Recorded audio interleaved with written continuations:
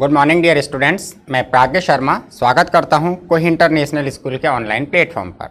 और आज के वीडियो में आप मेरे साथ स्टडी करने वाले हैं the remaining part of lesson number 4, जिसका टाइटल है अ ट्रूली ब्यूटीफुल माइंड।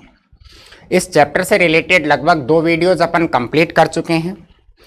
तो आज का जो रिमेनिंग सेक्शन है उसको स्टार्ट करने से पहले मैं बहुत ही ब्रीफ में आपको इस चैप्टर की जो प्रीवियस स्टोरी है, मतलब जो अपन ने अभी तक पढ़ी है, उसको रिवाइज करना चाहता हूं कि चैप्टर जो है वो पूरा का पूरा सेंट्रलाइज है अल्बर्ट आइंस्टीन के ऊपर।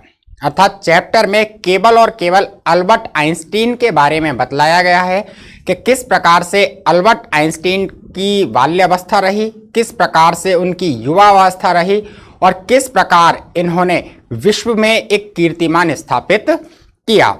कि अल्बर्ट आइंस्टीन के बारे में कहा जाता है कि Albert Einstein like a something freak, कहीं ना कहीं कुछ सन की किस्म के थे। क्योंकि बाल्यावस्था में इनका सर जो था, हेड जो था, वो इनकी माँ को जरूरत से ज़्यादा बड़ा लगता था और ये ज़्यादातर समय चुप रहते थे, ये कुछ बोलते नहीं थे। तो इनकी माँ ने खुद कहा कि अल्बर्ट मुझे कहीं ना कहीं सन की किस्म का लगता था।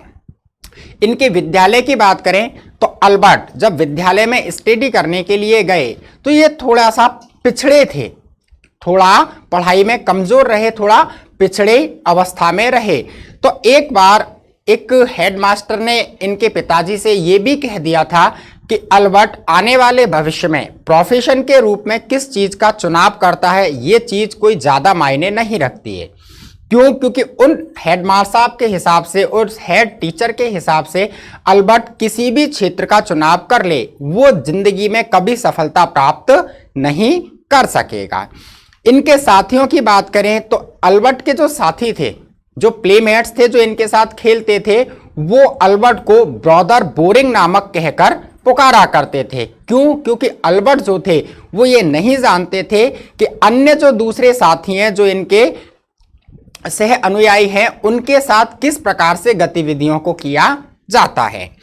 अल्बर्ट मुनिक जाते हैं, मुनिक में स्टडी करते हैं। वहाँ का रेजिगमेंटेशन जो होता है, स्कूल का जो अनुशासन होता है, वो बहुत ही ज़्यादा सख्त होता है। इसलिए अल्बर्ट हमेशा के लिए उस जगह को छोड़ देते हैं और ये इच्छा जाहिर करते हैं कि वह स्विट्जरलैंड का एक ऐसा विश्वविद्यालय, एक ऐसा स्कूल जो जर्मन भाषा में चलता है, वहां पर रहकर अध्ययन करेंगे।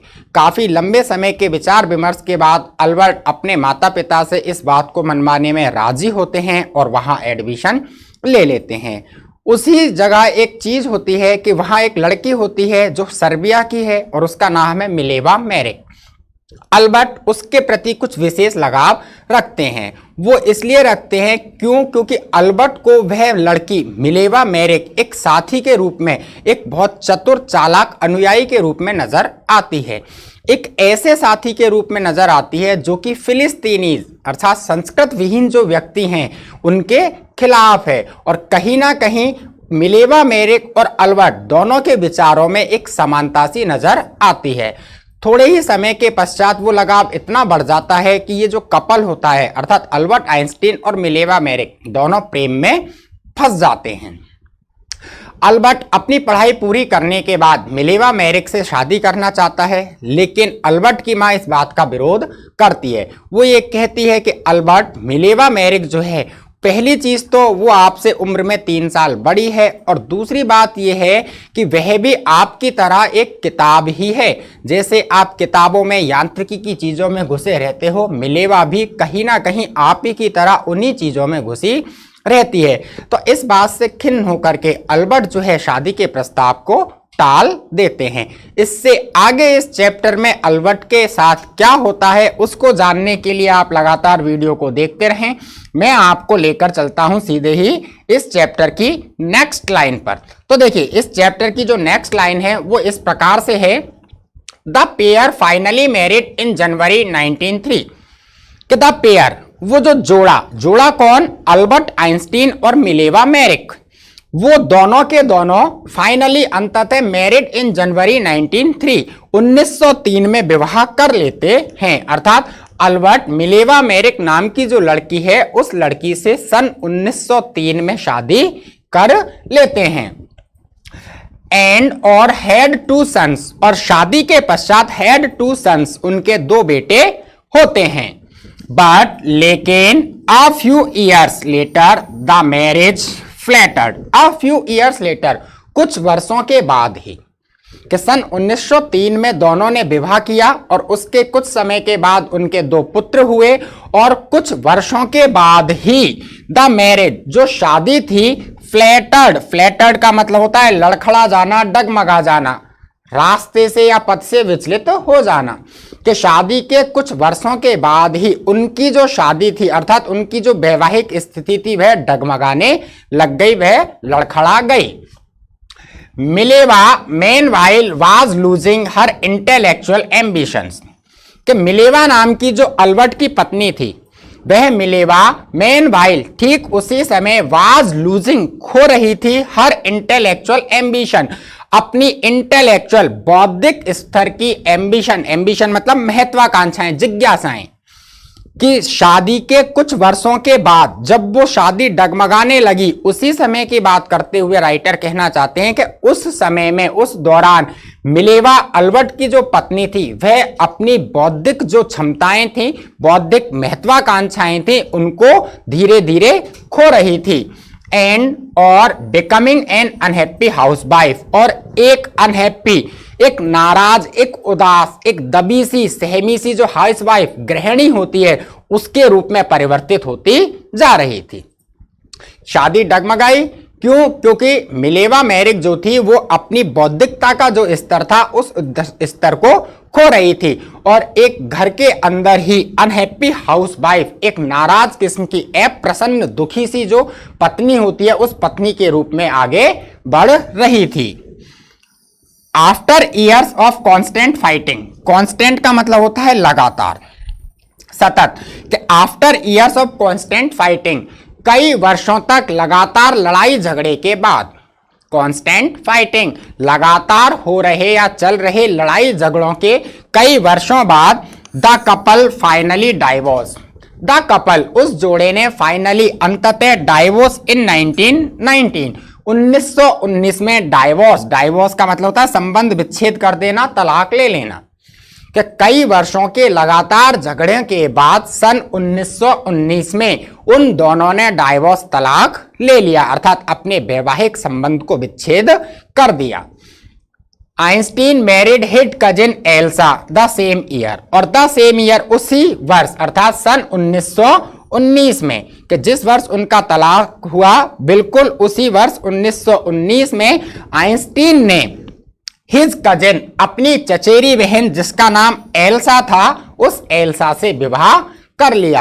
अर्थात इधर तो तलाक हुआ और कुछ महीनों के बाद ही 1919वें वर्ष में ही आइंस्टीन ने अपनी चचेरी बहन जो थी एल्सा, उससे शादी कर ली।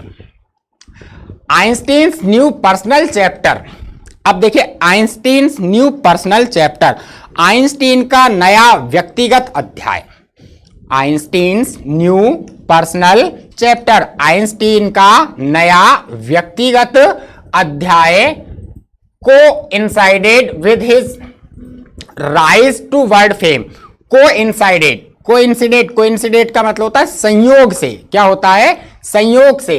वापस रिपीट करता हूं, देखें, Einstein's new personal chapter coincided with his rise to world fame, कि आइंस्टीन के जीवन का व्यक्तिगत नया अध्याय कोइंसिडेड, संयोग से, with his rise to world fame, संसार में उनकी प्रसिद्धि के साथ प्रारंभ हुआ।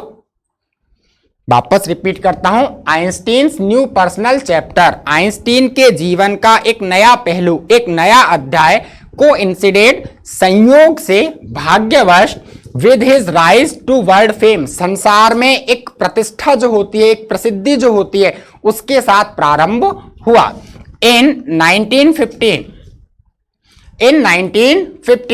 सन 1915 में he had published his journal theory of relativity, कि in 1915 सन 1915 में he had published, उसने छाप दिया था his journal theory of relativity, सापेक्षता के अपने सामान्य सिद्धांत को। जर्नल थ्योरी ऑफ रिलेटिविटी, पहले भी इंडिकेट कर चुका हूं, बता चुका हूं, रिलेटिविटी सापेक्षता। जर्नल थ्योरी ऑफ रिलेटिविटी सापेक्षता के एक सामान्य सिद्धांत को आइंस्टीन ने पब्लिश किया इन 1915, सन 1915 में, which provided a new interpretation of gravity, which जिसने, किसने, सापेक्षता के उस सिद्धांत ने जो आइंस्टीन ने प्रतिपादित किया, आइंस्टीन ने एक अखबार में छपवाया, उस सिद्धांत ने प्रोवाइडेड, प्रदान किया, अ न्यू इंटरप्रिटेशन, एक नए इंटरप्रिटेशन, संबंध को, इंटरप्रिटेशन आंतरिक संबंध के उस सिद्धांत ने new interpretation of gravity, gravity होता है गुरुत्वाकर्षण, गुरुत्वाकर्षण के एक नए संबंध को, गुरुत्वाकर्षण की एक नई आंतरिक खोज को जन्म दे दिया। An eclipse of the sun in 1919 brought proof that it was accurate. और देखिए एन एक्लिप, एक एक्लिप ऑफ सन, एक्लिप ऑफ सन का मतलब होता है सूर्य ग्रहण, एक्लिप का मतलब ग्रहण और सन सूर्य, एक्लिप ऑफ द सन कि एक सूर्य ग्रहण इन 1919 जो 1919 में हुआ, broad proof that it was accurate, उसने ब्रॉड प्रूफ साबित कर देना, ब्रॉड प्रूफ साबित कर देना कि 1919 के एक सूर्य ग्रहण ने यह साबित कर दिया दैट इट वाज एक्यूरेट, कि वह सिद्धांत सही था। इट का मतलब the journal theory of relativity, कि सापेक्षता का जो सामान्य सिद्धांत आइंस्टीन ने दिया था 1919 में पड़ने वाले सूर्य ग्रहण ने उस सापेक्षता के सामान्य सिद्धांत को ब्रॉड प्रूफ ये साबित कर दिया दैट इट वाज एक्यूरेट, के वह पूरी तरह से सही और सटीक था। Einstein had correctly calculated in advance, देखिए इन एडवांस, प्रारंभ में ही, पूर्व में ही या पहले ही, कि आइंस्टीन ने इन एडवांस पहले ही करेक्टली कैलकुलेटेड, सटीक सटीक गणना कर ली थी, करेक्टली ठीक ठीक और कैलकुलेटेड गणना करना, कि आइंस्टीन ने एकदम सही सही गणना पहले ही कर ली थी। द एक्सटेंट, उस सीमा की, एक्सटेंट का मतलब विस्तार या सीमा, कि आइंस्टीन ने उस सीमा की या उस विस्तार की एकदम ठीक ठीक गणना पहले ही कर ली थी। To which the light from fix stars, के टू विच के कहां पर, समझना, टू विच किस बिंदु पर, किस स्थिति पर, the light from fix star, स्थिर तारों से आने वाली रोशनी वुड बी डिफ्लेक्टेड, प्रतिबिंबित होगी, सॉरी प्रतिबिंबित नहीं, यहां है विचलित होगी, कि आइंस्टीन ने ठीक ठीक गणना पहले ही कर ली थी। To which the light from fix star, कि स्थिर तारों से आने वाली रोशनी किस बिंदु पर जाकर वुड बी डिफ्लेक्टेड, मार्ग से विचलित हो जाएगी। थ्रू द सन्स ग्रेविएशन फील्ड, सूर्य के गुरुत्वाकर्षण क्षेत्र से होकर। वापस रिपीट करता हूं, अच्छे से समझें और सुनें। देखिए यहां है Einstein had correctly calculated, Einstein ने करेक्टली कैलकुलेटेड, सटीक सटीक गणना की थी, इन एडवांस, प्रारंभ में ही, द एक्सटेंट, उस सीमा की, टू विच, जिस सीमा पर, the light from fix star, स्थिर तारों से आने वाली सूर्य की रोशनी, वुड बी डिफ्लेक्टेड, विचलित होगी, थ्रू द सन्स ग्रेविएशन फील्ड, सूर्य के गुरुत्वाकर्षण क्षेत्र से होकर के।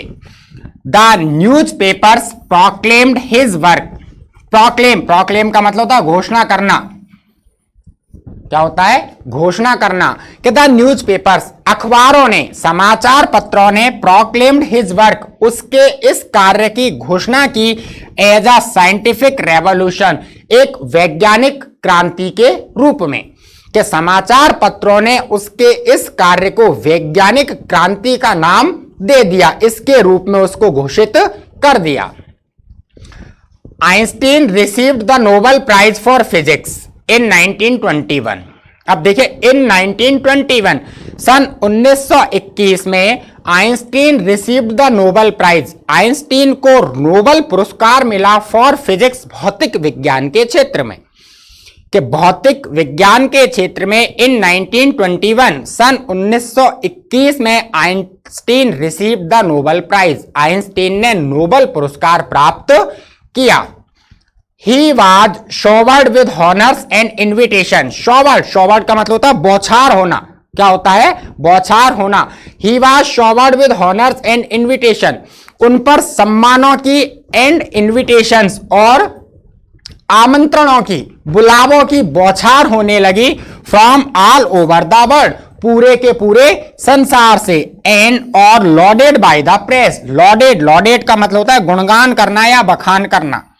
लॉडेड गुणगान करना, बखान करना, and loaded by the press, और प्रेस जो समाचार पत्र एजेंसियां थी, जो प्रिंट मीडिया था, उस प्रिंट मीडिया के माध्यम से इनके कीर्तिमान का, इनकी जो ख्याति थी उसका बखान किया जाने लग गया। आगे देखते हैं। When the Nazis came to power in Germany, देखिए व्हेन जब नाजीज अर्थात नाजीवाद, कि when the Nazis came to power in Germany, जब जर्मनी में नाजी लोग केम टू पावर का मतलब होता है सत्ता में आना, केम टू पावर सत्ता में आना, कि जब नाजी लोग सन 1933 में सत्ता में आए, कि जर्मनी में सन 1933 में जब नाजी लोग जो थे केम टू पावर सत्ता में आए, Einstein immigrated to the United State, तो आइंस्टीन जो था वह इमिग्रेटेड का मतलब होता है विदेश चले जाना, अपनी जगह को छोड़ करके दूसरे देश में जाना, अपन कहीं ना कहीं के लगते पलायन कर जाना, माइग्रेट। कि सन 1933 में जब जर्मनी में नाजी लोग सत्ता के अंदर आए, आइंस्टीन जो था यूनाइटेड स्टेट को चला गया, अर्थात यूनाइटेड स्टेट की ओर पलायन कर गया। 5 years later, 5 वर्षों के बाद, the discovery of nuclear fission, अब ये न्यूक्लियर फिशन का मतलब होता है विखंडन, और न्यूक्लियर नाभिकीय, न्यूक्लियर मानी नाभिकीय और फिशन का मतलब विखंडन। अब देखिए कि 5 years later, 5 वर्षों के बाद में the discovery of nuclear fission, नाभिकीय विखंडन की खोज इन बर्लिन में had American physicist in an approver, American physicist मतलब अमेरिका के भौतिक विज्ञानी, और अप्रूवर का मतलब होता है कोलाहल, कौतूहल, क्या?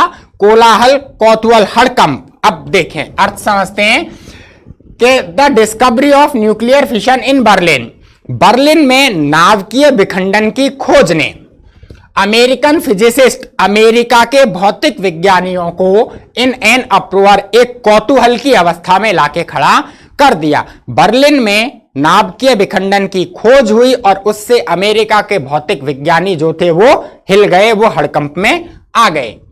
Many of them had fled from fascism, उनमें से अनेक हैड फ्लीड का मतलब वही है पलायन कर जाना, कि उनमें से अनेक तो फ्लीड फ्रॉम फैसिज्म की ओर पलायन कर गए। जस्ट एज आइंस्टीन हैड, जैसा कि आइंस्टीन ने भी किया।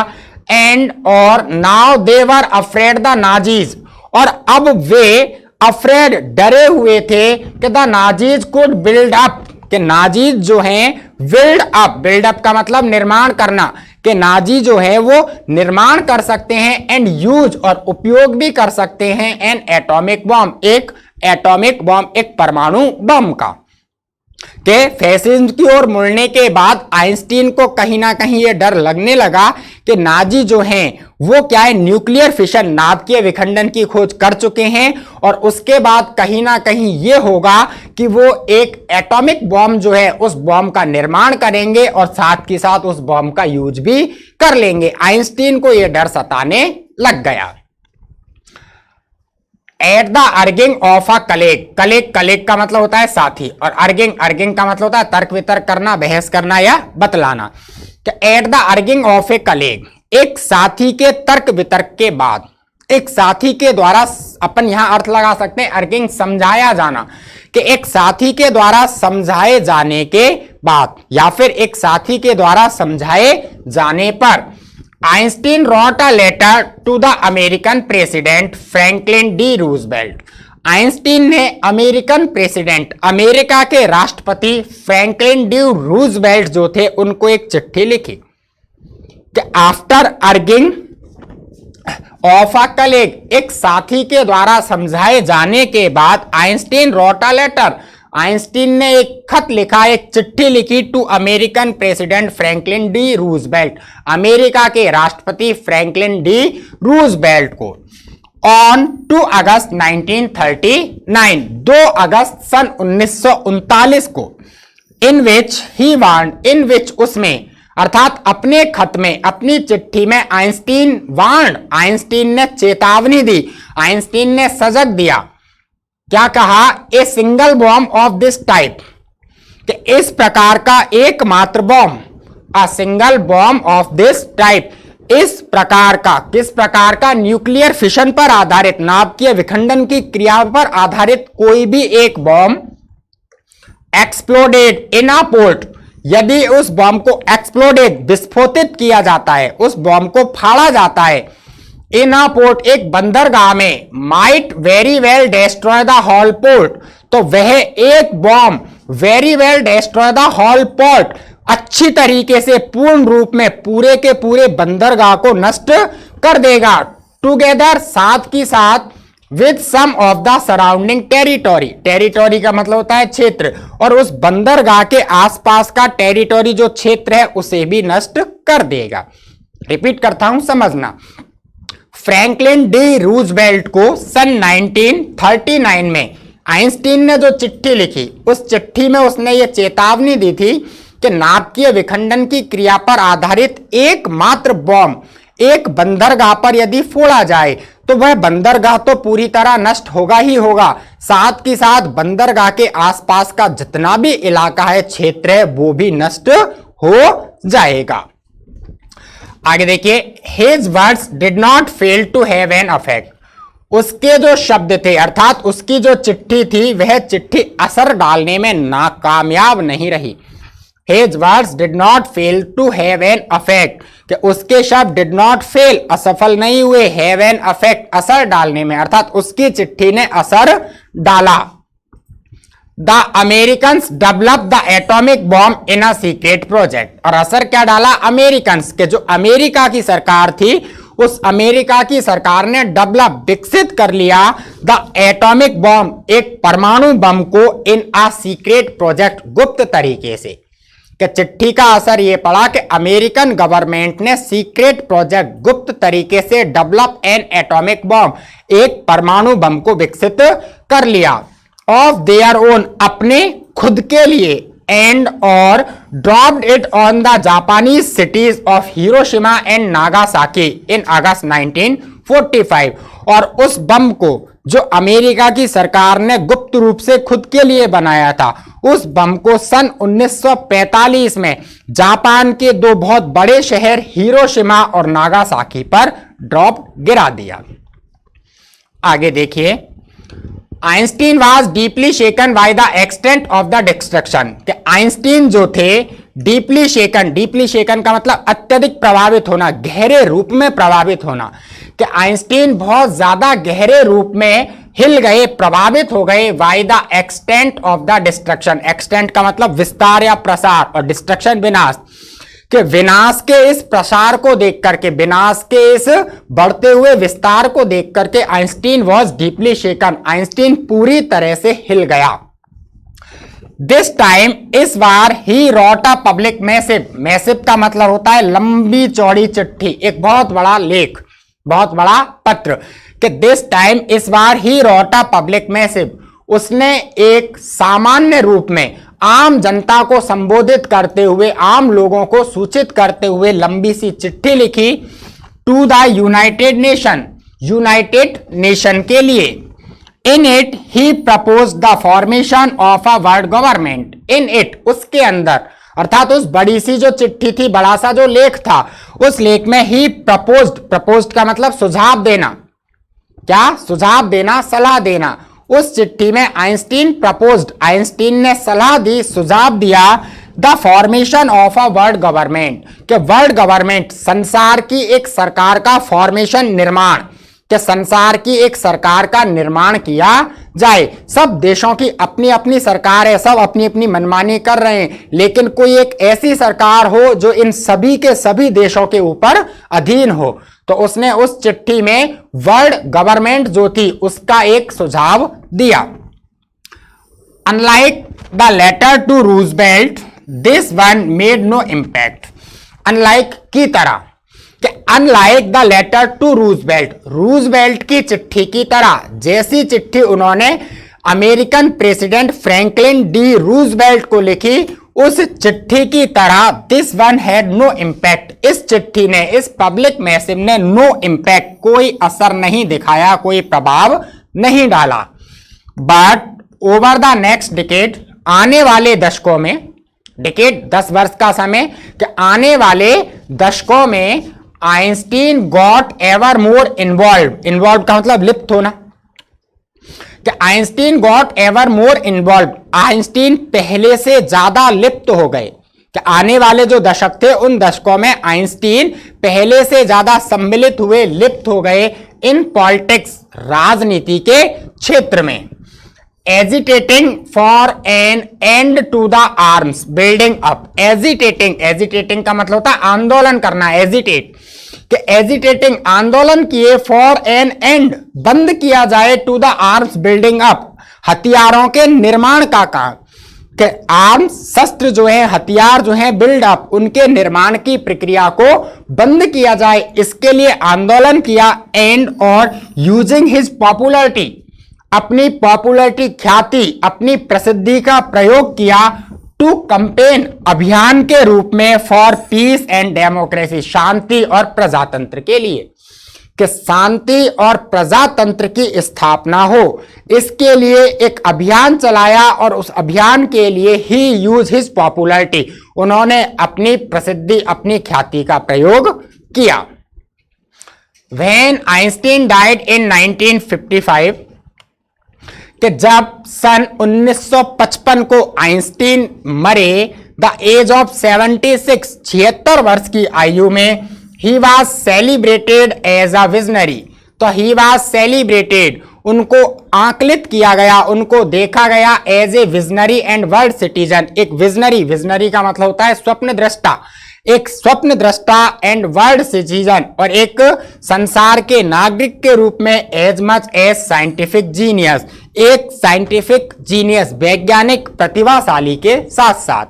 कि सन 1955 में जब 76 वर्ष की आयु में आइंस्टीन का देहांत हुआ, आइंस्टीन मरे, तब उस समय आइंस्टीन को एक बहुत ही अच्छे विजनरी, जो स्वप्न दृष्टा होते हैं, स्वप्न दृष्टा और वर्ल्ड सिटीजन, एक विश्व जो बंधु होता है, उस विश्व बंधु के रूप में बिल्कुल उसी प्रकार देखा गया जिस प्रकार इनको साइंटिफिक जीनियस, वैज्ञानिक प्रतिभा के रूप में देखा जाता था।